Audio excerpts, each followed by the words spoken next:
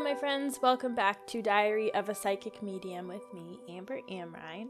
Today we are going to talk about death, or rather, how death changes the way we go about our day-to-day.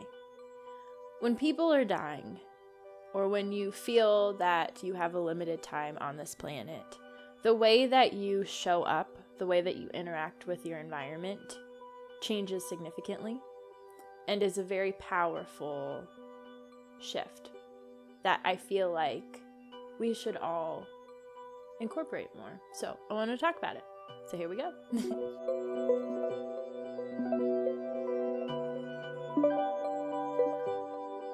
All right. So as I spoke about last week,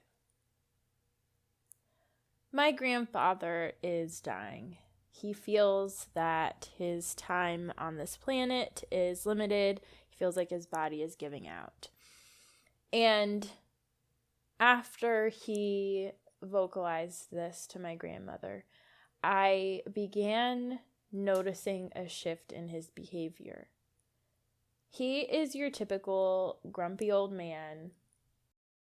He's not the warmest. He's not very cheery. He tends to just have a bit of a heavy approach to life.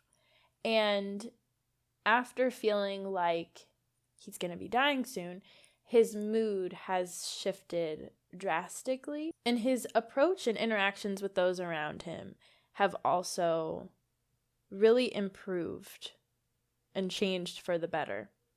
And I'm noticing that just his quality of life in general is so much better. And I've been trying to integrate some of those changes that I've seen in him into my day-to-day, and they've made such a difference. A lot of people tend to be scared of death, so this topic in general, or even kind of adopting that state of mind that perhaps this could be your last day, or like really take it in, may be something that scares people. Or there could be a bit of a superstitious vibe going on in regards to it. But I feel like that really severely limits the capacity in which you are able to experience and appreciate life. It's almost like people that are scared to go to the doctor, If your body is shutting down, and you don't go to the doctor because you're scared of being told something's wrong, and then you end up like dying prematurely because you didn't get something checked out. I mean, what good is that? Wouldn't it be better to approach something and like care for yourself? Like it creates such a much more meaningful experience in life, And it kind of coincides with the idea that we're often scared of what we don't understand. Any fear or discomfort that you may have about this topic, I invite you to just send those parts of you love that are scared of the unknown and understand that death is inevitable for everybody. So why not approach it with love? You know what I'm saying? Like it just makes it so much easier. Why kick and scream and ignore? It just keeps you in the darkness, in the shadows. Allow yourself the opportunity to explore life, honoring death, and just understanding that it's all part of the same cycle. I have other podcast episodes specifically about the process of dying. Like we talk about this a lot because it's something I'm very passionate about, taking that weird stigma off of it. But yeah, I just invite you to kind of try on a new perspective right now and understand that by leaning into this topic, you are not welcoming death or premature death, but rather you are taking command of your experience on this planet. In light of this topic, I had a very weird realization right now where I'm like sitting in my little room, like I have my like stupid little lighting here, my camera. It's not stupid, but it just feels silly. This just all feels silly, and it's weird to me that I'm just sitting in my room speaking to this phone, and somehow it is reaching thousands of people. It's just so weird. Anyways, okay, let's get into it. So the first thing is spend time with magical people. The same idea of keeping items around you that really spark joy or just make you feel fantastic, keep people close to you that make you feel the same way. If somebody doesn't make you feel that way or is consistently like invading your boundaries or just leaving you feeling drained or whatever, why keep them around? Like, why continue putting yourself through that? I definitely feel like, yes, there are situations and things to learn from people that create discomfort. They push us and teach us things. However, sometimes it's just unnecessary and it just keeps going. And there's no point in keeping that person close. You are doing your soul and their soul a service by cutting that tie, because you're giving them an opportunity to grow and self-reflect. Whether they do it or not is totally on them. But that exchange, if it's not feeling good for you, it's not going to feel good for them either. Don't keep those people around. Sometimes the people in our life that make the greatest impact on us are ones that we don't get along with at first, or that challenge us in perhaps ways that we don't necessarily want to be challenged in, But there's a big difference between constantly being given lessons of self-reflection and lessons to expand our thinking and lessons to show love in a certain way versus empty, heavy, circular conversations. And I would even say, like, going with the 3-strike rule, if in 3 back-to-back interactions, somebody leaves you with absolutely nothing to take from, or the same lesson perhaps, then let them go. There's a cycle being repeated that doesn't need to be repeated anymore. Make the change and push them away a bit. If there's somebody like a family member or somebody that you work with, then just don't give them as much of your energy or attention, but only surrounding yourself with people that foster and fuel your expansion, your perspectives, your just healing is so damn powerful. You are a reflection of your environment, and your environment is a reflection of you, It goes both ways. If you level up the people that are around you, only surrounding yourself with people that perhaps you don't even feel deserving to be around because they're just so cool, naturally it's going to make you step up your confidence and push you into a whole higher way of operating. So surround yourself with people that matter to you, or that you strive to be more like. Second, be present. This is a given. This we talk about often. But I'm going to approach it in a different way. In dance, transitions are most important. So the period between movements, how you go from point A to point B, makes a world of difference. A very mediocre dancer will emphasize point A and point B, throwing away the transition, so it'll look very choppy. A very skilled dancer will prioritize the transition, the experience in between movements, like riding that wave. Once you get to point B, then you ride the wave to point C. By putting attention to the transitions, it makes everything look seamless, effortless, very hypnotic. That is where the magic is. And the same thing with us. Life is about the journey. It's not about the goals we reach, because once we reach a goal, just as fast as it came, we start a new path to the next one, If you prioritize the experience between 2 paths, you are able to learn more, absorb more, experience more, connect more, feel more grounded. It really aligns you to the magic of the moment. All we have is the present. This is where we create. This is where the magic lies. And if we are able to stay so present and grounded in everything happening around us, in our bodies, around us, whatever, we are able to really lead the puzzle pieces to a place that is far greater than we could have ever imagined, versus us completely neglecting all of that and solely stressing on reaching the destination. That destination is going to come and go. Okay? With goals, I mean, you want to believe that they are inevitable, and they are if you operate as so, So why stress so much on that? That is only a slight glimpse, or a slight little, I don't know what the word is, shimmer. You know what I'm saying? That just kind of passes us real quick, and it feels good, and it will be there, and it will always be there.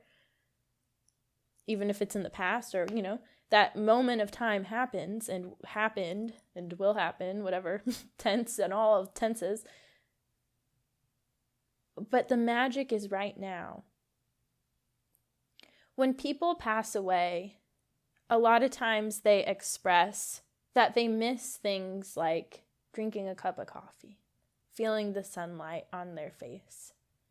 I was reading a news article that was saying that this old woman, she was in a wheelchair, and she wanted her caregiver to take her outside because she wanted to feel the wind in her crotch. So it's the little things. It's those little things that make all the difference. That is what life is. It's the laughs. It's putting on clothing. It's being creative. It's self-expression. It's relationships, conversations. It's not just about the goals. It's about the experience of everything. So put more attention into the experience of things. There's a truck reversing outside, sorry, so it's a beeping. Number 3, pursue what makes your heart sing. And this doesn't necessarily have to coincide with make sure what you do for a living is your passion.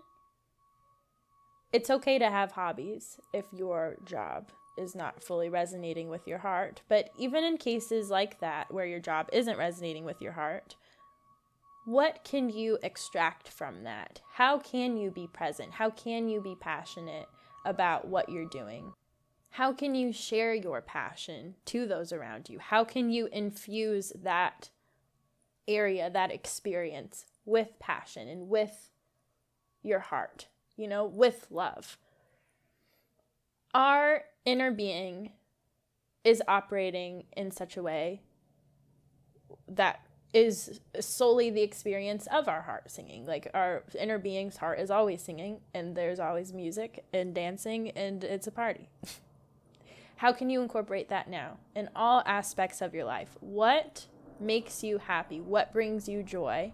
Look for it, find it, chase that, incorporate that into your day-to-day, even in situations where you may feel stuck. That is where freedom lies. And sometimes life circumstances forces us to kind of explore new methods of finding that. For example, my grandpa is having some really severe mobility issues. So things like playing racquetball or going on a walk, doing some sort of outing is very difficult for him because he just can't walk around. It's really hard for him to move. Because he feels his last days are here, he's trying to go out with a bang or to just feel good. So he's had to lean into other hobbies, such as he's an engineer and he really enjoys spreadsheets, So he'll make spreadsheets about things. He'll look at finances. He'll watch his old movies or read new things about stuff, do his crossword puzzles.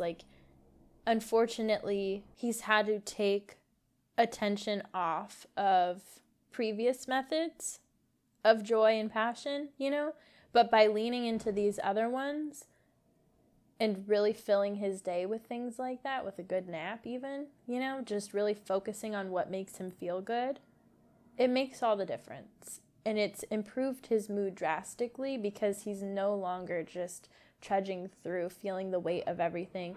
It's almost like everybody is outside today. There are airplanes, there are trash trucks, there's construction.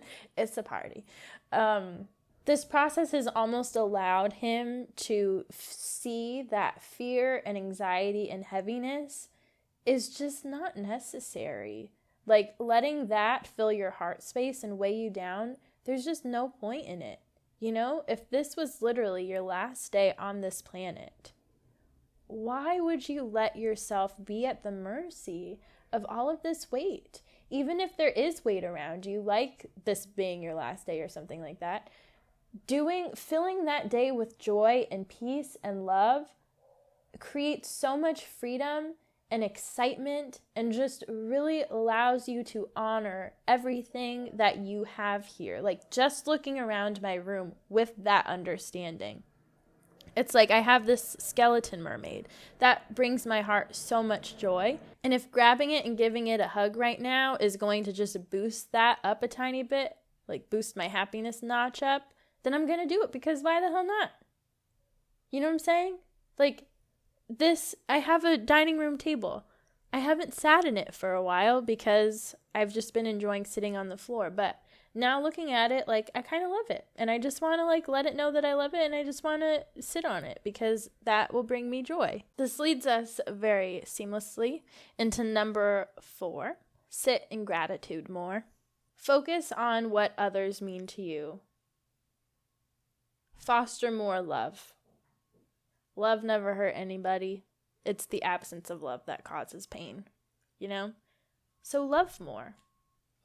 Again, like these walls, I've never like hugged my wall before, but right now I'm getting the urge to, because I feel like that's going to allow me to align with more love, because I'm going to be feeling the experience of love and gratitude in my body just by sending love and gratitude to my wall for being there to protect me, you know? Like, it's just like a silly little thing. But again, if this was your last day here, why the fuck not? Go for it. Who cares? You know? This beeping outside, it's creating an experience for me. It's creating feelings of frustration, but it's also making me kind of want to laugh it off. You know? It's like, I can be grateful for that sound, for just making me remember how important play is and to just release, which is actually the next one. But before I get there, I want to share a story. My grandpa, so I get along with him very well. He's better now, but for a majority of my life, I was the only one, or one of the few, that really had a relationship with him, that really got along with him. And I know that I'm very special to him. And lately, when I see him, he's been like caressing my face, really looking at me in the eyes, taking me in a way that he didn't previously. And it's been very heartbreaking, because I know that he's just kind of like taking in my essence, you know, savoring it, I suppose, before he leaves.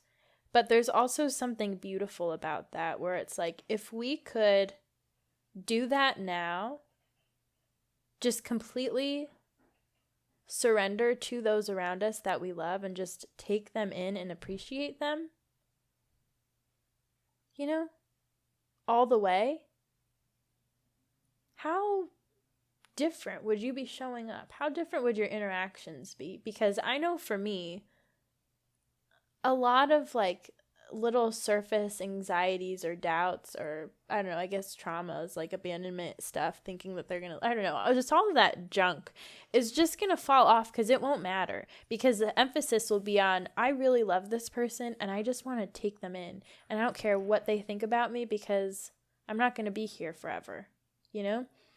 But I feel like rather than that coming from a state of like, I'm not going to be here forever, so let me do this now. Just being able to honor that now, where it's like, I'm operating from such a pure place of love, and that is everything, and that's only going to add more love to this exchange, fill parts of them with love. And it just, I swear to God, love is just the best. It just creates so much ease.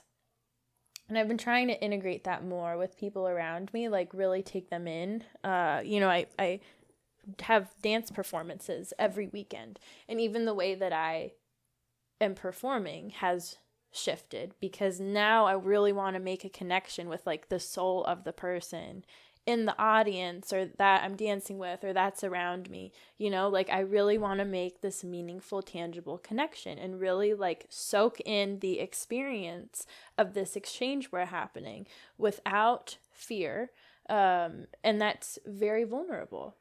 But being able to really just feel grateful and happy and just appreciative of these experiences that we get to have, just the fact that we get to experience things in this physical world is so fucking sick. That's so cool. And I feel like it really takes off a layer of like having our walls up and like being inside. We're not here to hermit inside of our bodies, inside of our shells. We're here to grow and expand and make connections. And I feel like feeling gratitude towards that and all of the little connections with the sky, with the buildings, with the people, with the bugs, whatever, animals, allows you to really sit in that more and take advantage of all of the wisdom that's around you. It allows you to be more receptive to it, see what's there, and figure out how to utilize it. Number 5, play more. Life is uncomfortable sometimes. It just happens.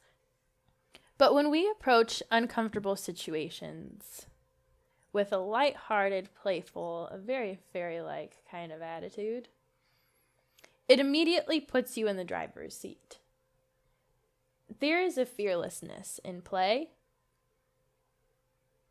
that really aligns you to your like creator spirit, because you are just exploring. There's not necessarily any expectation. You're just kind of taking things as they are, exploring, like seeing what would happen if you change things like this. You're just open to the experience of things. So naturally, any lingering fear or stress or anxiety is alleviated a bit, which then allows you to see clearer, to feel more grounded, and to take better command of a situation, because you're not getting lost in all of this surface panic. At the same time, play fuels our creativity, and creativity is everything. One thing that makes us human, is the ability to imagine these incredible things, to come up with these intricate stories, to create these intricate creations, turn them into books, turn them into stories, turn them into things, turn them into projects, turn them into global movements, whatever it is, If you don't play and allow yourself to explore parts of you, you aren't able to tune into that and make meaningful changes, or even see room for new meaningful changes, because if you're too stuck in your current circumstances, it literally blinds you. To get out of that, you need to be creative. How do you be creative? Play, explore, go outside, imagine there are fairies around, play with them, get some paint the walls, play with the paint. What does it feel like? How do you want to express it? Like honor that inner child of yours, because that inner child is so wise and is just so in control and in command of who they are. This is your body. This is your mind. You are the one that is controlling it and telling it what to do, or setting the rules as to who interacts with it and how. You are, even if those are subconscious. You are always in control. This is you. Don't be scared of you. You are the one making decisions. You are the one carrying things out. Talk to yourself. Look at yourself. Play with yourself. Play with your psychology. Explore it. Foster curiosity. In dance, a lot of times people are scared to really like throw themselves into movement. For example, like technical dance, like with jazz, if you're doing a leap, you can't just like half-ass do a leap. If you do a leap, you need to go. Do a leapa. You need to, you need to like put your whole body into it in order to jump high, jump far, extend your legs, like open your chest, open your arms, you know what I'm saying? And a lot of times people will get scared that like, oh no, well, what if I fall? What if I hurt myself? There's just discomfort in like bursting out real quick and like this like power ball. And I always say when teaching is like, these are your legs. This is your body. You are instructing it how to open and how then to land. You don't just jump and then let your legs like collapse beneath you. You are instructing it. So why are you scared of your body? Instruct it. Be aware of it. Be present in that moment. Again, it's the same thing with the transitions or like the time in between things, you know? Be present there. There's nothing to be scared of. This is you. So play, explore, have a collaboration with yourself. Number 6, aim to understand. This goes in line with the idea of forgiveness or tying up loose ends. The point of forgiveness is not to alleviate the other person of something that they have done, but rather it's to alleviate you from the power that you have allowed somebody's actions to have over you. Forgiveness frees you. The point is to heal you. And the best way to go about that is through understanding. When you aim to understand why somebody did what they did, you are not excusing their actions, but rather you are able to gain insight on the sequence of events that have caused them to react or act a specific way. While you may not agree with that process, it at least allows you to become a little bit more compassionate towards their struggles, understanding that it is not a personal attack, but rather a culmination of their life's events, right? We've had this conversation before. We're all just trying our best. And that looks different for everybody on any given day, you know? We are just doing our best to survive. And sometimes people cope with that by not surviving, you know, but by just kind of giving up and operating in that heavy state, which then causes them to like act out and stuff like that. But that's all they've got. That's all they feel they can do. Finding forgiveness or understanding sometimes requires holding a conversation with the other person, but other times it's just kind of shifting your perspective on it. You know, it's like with me and my uncle that sexually abused me. I do not wish to have a conversation with him, but that doesn't mean that I don't understand. I hate saying that. It doesn't mean I don't understand where he was coming from. I greatly disagree with it, but I understand that he was just trying his best to live and survive his own traumas. And I can find some peace of mind in that, and that allows me to let it go, and that's all I need, you know? When we pass away and we go into life review, you know, you have to process all of this junk anyways. So why not process it now? So that it's not haunting you and weighing on you, you know? You're able to kind of move through everything. Tie up those loose ends now so that you feel better physically, mentally, emotionally, energetically now. We are here to be humans and explore this 3D world. Why keep ourselves filled up with all of this baggage, you know? Heal it, tie it up, find peace within stuff, move forward, and you don't have to worry about it ever again. It doesn't grow. It doesn't cause weird blockages in your energy field. Everything's free-flowing. Everything feels wonderful. You are at peace, and you can move forward knowing that you did your best, and that's all that matters.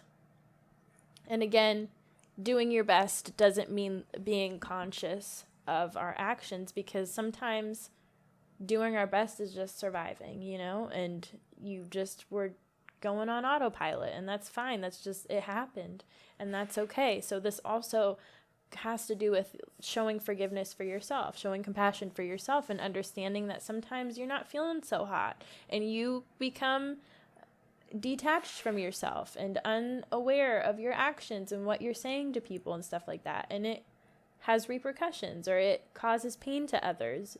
That's fine. It happens. You don't have to beat yourself up for it. You were going on autopilot. XYZ happened. Okay, great. Take something out of it and apply it to the next situation. Now you know not to get lost in that, or what's one thing you can do to ensure that doesn't happen again. Learn from it. Don't repeat it. Learn from it. But also, if you do repeat it, we're human. It happens. It's all good. Make life easier by clearing up the clutter. This is hyper-focused on relationships right now, but even just little tasks to do. All of that just causes excess noise in the back of your head that just causes stress and anxiety. Just knock it out, Let it go. Clear it up. Life is too short to let all of that stuff poke at you. Let it go. Number 7, be vulnerable. It can be uncomfortable, but vulnerability allows you to... Whoa, let me try that again. But vulnerability allows you to connect to people on a deeper level. Okay, start over. But vulnerability allows you to connect to people on a deeper level, to build trust, to build relationships, to build communities, support, family. Vulnerability is what allows you to make an honest connection with another human being. Again, we are here to grow and expand through each other. You can't do that if you're closed off. And one of the things that will help with that is healing.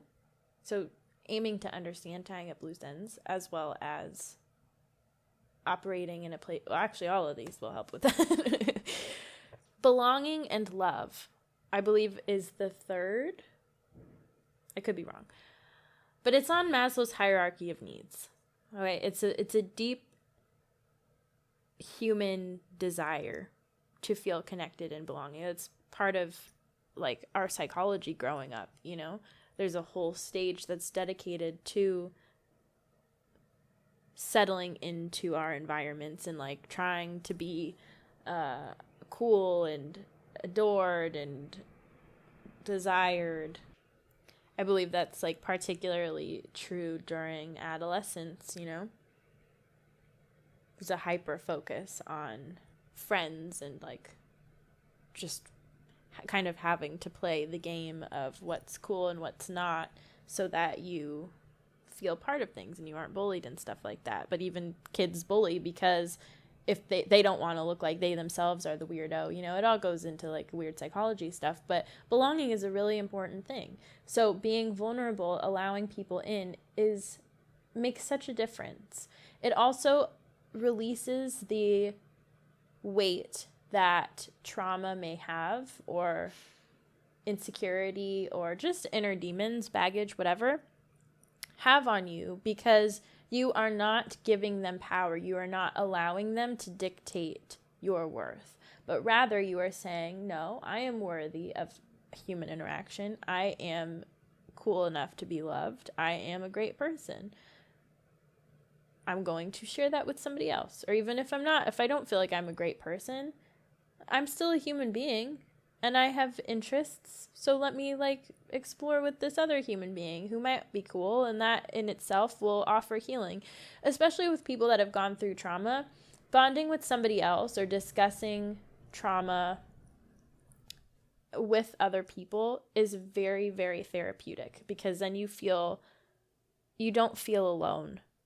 You are shedding light and love to parts of yourself that are buried and kind of pushed into the corner, and you're doing so with another person where you feel safe. And with trauma, it's usually revolving around feeling unsafe, So honoring that is naturally going to bring a lot of light to that, which then will allow for positive momentum and healing, whatever. On the other side of vulnerability, share things with people that need to be shared. A lot of people regret not telling somebody they loved them, or being clear about their feelings, or, there's a lot of regrets that happen when people die. Why? Say what you have to say. Again, love, as long as you're coming from a loving place, somebody may not feel worthy of what you have to say, or the feelings may not be reciprocated, but that doesn't matter. All that's mattering is that you are honoring what this person means to you. And I don't, obviously, this would be an extreme. Like, that doesn't mean become like a weird, crazy stalker and like love on somebody if they don't like you back. Obviously you have to honor boundaries and stuff. That's not what I'm saying. But just allow yourself to kind of express more now. Express your secrets, express your feelings, say the things that you need to say, and do so without regret. If discomfort arises as a result, at least it's not haunting you. At least you said it. And that's beautiful. And you're a badass, and good for you, You can only meet people at the capacity that you meet yourself. And if you're withholding, if you are like lying about certain things, you are listening to limiting dialogues present, whatever, you can't like truly be in a meaningful relationship of any sorts, Don't let fear of rejection prevent you from living your truth. You can work things out with that person, or you can work things out with yourself, but this is a big planet with a lot of people and a long history. In 100 years, nobody's gonna care what you said or what you did. Shit, even in 5 years, or 1 year, or a month, people may not even remember. You know what I'm saying? So why stress about it? Just play. My grandpa has always, he doesn't like being seen as weak. And as his body has been shutting down, that's definitely something that he's had a struggle with, because he has just needed more help from people. And he's a hard time asking for help. But now that he is letting people in, not really having secrets anymore, like with finances or just with whatever, he's just a lot more open about things. He's making a lot more meaningful connections with various family members. Things feel a lot more effortless because there aren't like weird walls there. When he puts walls up, he gets very sarcastic and a bit harsh. And because those walls aren't there, he's not pushing people away. There's a free-flowing energy there where he's just confident, and it's kind of like, here I am, I'm present, this is what I got to offer, and that's about all. And that's it, take it or leave it, which has really allowed his interactions with people to feel so much lighter and brighter. It's giving him this like newfound sense of confidence in a way, which is very interesting. Number 8, treat people with respect. And this goes in 2 directions. 1, my grandpa may be struggling and may need help and may be very slow, but if he doesn't want help, you don't go in and just help him. He's still a human being. He's still a grown adult, that likes to have some sense of independence, because that's what makes him happy. Culturally in the US, independence is something that people value a lot. So especially as you get older, sometimes people don't want to live with family. They prefer to go into like an old person's home or whatever, because at least they still feel somewhat independent. At the same time, like if somebody's different from you in any way, don't speak to them different. It's like how people speak to people from other countries, like they speak very slow, like they're stupid or something. You know, it's like, why do you do that? I mean, if they speak another language, sometimes you need to obviously speak a little bit slower and enunciate so you can communicate effectively, but don't treat people different just because they're different from you, or if they're disabled in some way, don't treat them any different. They're still a human being. They're still an individual. Don't assume things just because you have a certain way of doing things. They have a different way of doing things, you know? Let them tell you what they need. Don't assume. At the same time, learn from your own patterns and behaviors. How do you approach others? Don't just dislike someone because other people around you do. Don't dislike a certain thing just because other people around you do. Make your own decisions. Don't live at the mercy of other people. You have the freedom here to explore life as you want it. So explore it and do so with respect. How can you show more love? We often fear, we talked about this already. Again, we often fear what we don't understand. So if somebody that is a little different from you makes you uncomfortable, or if something new makes you uncomfortable, that's fine. It's just because you don't understand it. That doesn't mean you should treat it any different or act upon that discomfort. There's a big difference between acting and reacting, you know, and being present in the body enough to be able to not react, but simply acknowledge how you're feeling and move forward with curiosity and play, allows you to have an exchange that is rooted in love and understanding, which prevents an unnecessary building of walls. Again, walls are actually separating a part of you from the whole. You are telling yourself that you are not in control, that you are weak, that you whatever. Don't do that. Stand confidently in who you are and approach everybody and everything with love and allow them to show you who they are. And if you don't resonate with that, okay, great. That's fine. You don't have to move forward. But that doesn't mean you disrespect them, you know? Just turn the other way and let that be it. I've been noticing with my grandpa, because I think I've talked about them before, but he's very Catholic. And he has said comments to me in the past that have been very hurtful because I'm not Catholic. Things like, you're a 9 in my book, but you'd be a 10 if you were Catholic. You know, it's like stupid things like that where it's like, seriously, that was really unnecessary. So though he loves me dearly, he's not good at expressing it.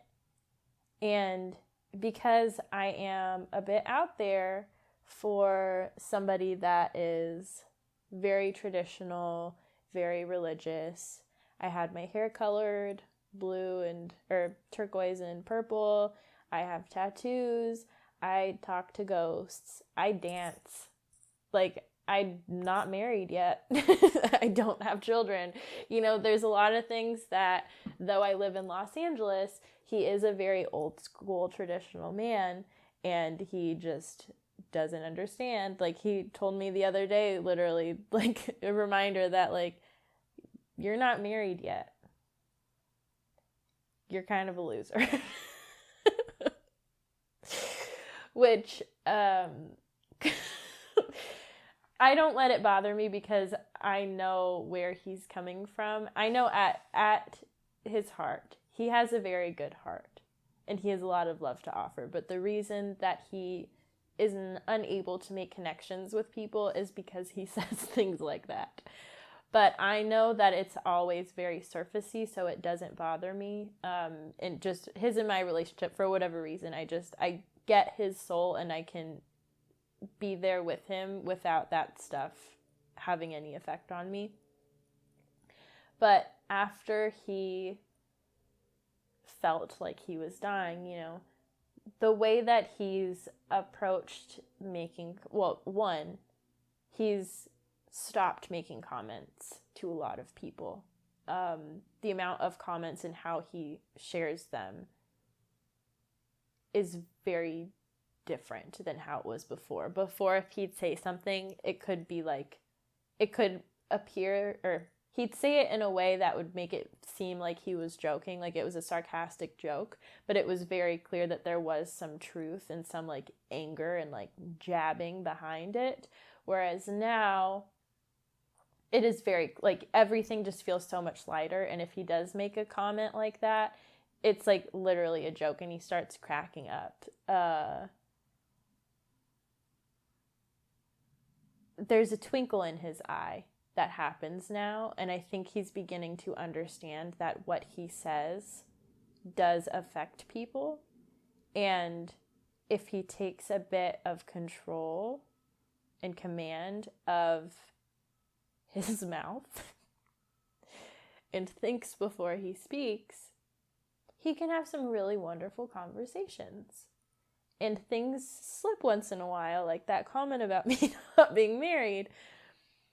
But he's a lot more self-aware and self-correcting, where after making a comment like that, like I was actually very impressed after he said that. I just laughed and was like, well, I don't know what to tell you. Here we are, you know? And he kind of corrected and was like, well, I do understand that, like, with your upbringing and your parents, like, you, blah, blah, blah. You know, he expressed understanding to my experience that validated my actions, which was a very fascinating thing because he's never done that before. So he's definitely making an effort to understand and kind of, like, shift the way that he interacts with people. Instead of pointing fingers or like constantly jabbing out, it's like, wait a second, how can I meet this person where they are? Which is very interesting. I don't even remember, treat people with respect. I was gonna say, I don't even remember what we're talking about right now, but that's my story. Okay, number 9, listen to your intuition / trust. Take chances, take risks, and have fun doing them. My grandpa has always played it very safe, very calculated, and I feel, in just looking at his life, that has severely limited him because he is a genius. He graduated high school at 16 and immediately went to Stanford at 16. He is a really smart man. But everything is too calculated. And he doesn't know, it's almost like his logic overrides his intuition. He trusts his logic far more. Which I understand coming from him, you know? Because that's just how he operates. He's got a very engineer mind, so everything will be very mathematical. However, by allowing logic to overpower intuition, you are preventing your inner magic from making magic. Miracles happen when we leave room for magic. And I feel like he's been very surprised at the sequence of events that have been happening, and I think like the ease in which things have been happening. It's just things are feeling a lot better, and I think it's because he's not applying logic to everything. He's just kind of in the moment, trusting, exploring, just being open to experience, going with the flow, honoring the urges that he has, vocalizing more if he has a hunch on something or if he's feeling like something's wrong with somebody. Like he's honoring his hunches more, and I think that goes with him also just feeling more confident and like Again, if you're leaving in a month, then why withhold stuff? Like, if you're feeling something, just fucking say it, you know? And as he's been doing that more, it's allowing more room for trust in himself and in his intuition, which has been very fascinating. Last but not least, number 10, honor your story. You're here to be you. Honor your past and how it's gotten to where you are now. Like Maya Angelou's quote, people will forget what you said, people will forget what you did, but people will never forget how you made them feel. When you allow yourself the freedom to just be you and honor your corner of experience in this huge universe, you know? Honor the magic that is you. It makes things so much more meaningful and allows you to take command of where you are and where you're headed. It allows you to make a difference in people's lives, you know? Because you're not just showing up behind a mask. You're showing up as you, and you exist for a reason. You are here for a reason. This is a new experience. So by exploring this new experience, you bring in more new experiences, which is what connection and collaboration is all about. It's about expansion. It's not about copying. It's about expansion. And I feel like that's something that's been giving my grandpa some sense of confidence and ease, because he's not really like trying to show up as a certain thing or be a certain type of person or like show himself. I don't know. There's no mask when he goes out into the world. He's just like, again, this is who I am, take it or leave it. And by him just honoring that, his sense of humor has gotten so much better, where it's not like that mean sarcastic stuff, but he's actually like, he's said some really funny stuff lately. And I feel like even those around him have been affected. Like my grandma is, I didn't even think about that. There's a lot of shifting happening with my grandma. I don't know if I spoke about this before, but even she is being a lot more vulnerable. She is kind of honoring who she is and where she's been and where she's going from a place that is a lot less emotional, but rather very grounded and in command. It's having an effect on everybody around him. When you align, you give everybody permission to do the same.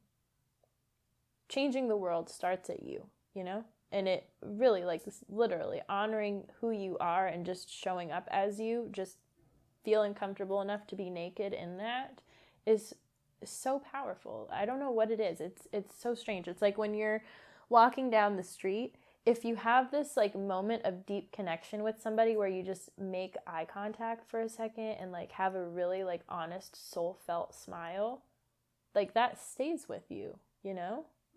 It's like, I don't know, it's something magnetic about it. It's very interesting. I think because that's naturally where we all are supposed to be, or that's the goal. We all crave for that, you know? So when you have a hint of that, your heart sings as a sign to chase more of that. All right, my friends. Well, thank you for listening.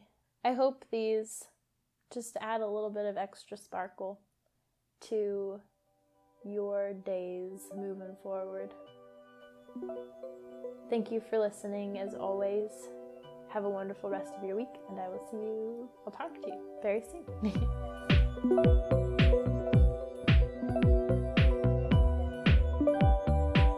Thank you so much for listening to Diary of a Psychic Medium with me, Amber Amrine. To learn more about me, my work and such, you can visit channelwithamber.com or follow me on Instagram at channelwithamber.